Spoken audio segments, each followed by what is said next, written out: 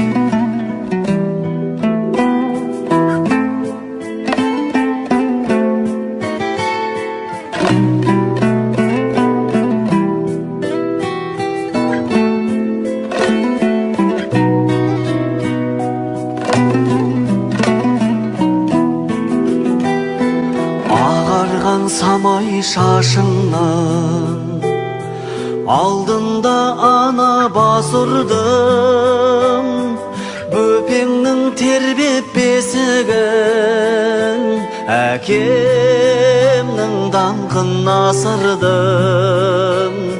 Елеусіз емес еш бүлгім, кем қылмай елден өсірдім. Жақсымыз болса жар салып, қатеміз болса кешірді. Қашанда балам, қарыздар саған, жер бетіндегі ең сұлу адам, ол менің анам.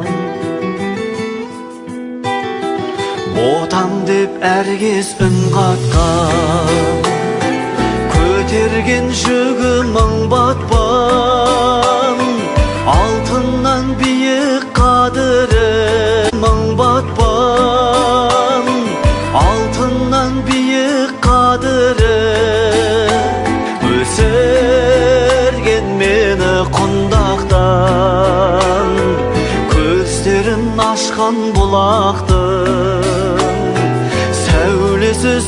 көз шырақтың жайқалып ана жүре бер, есігі сенсің жұмақтың.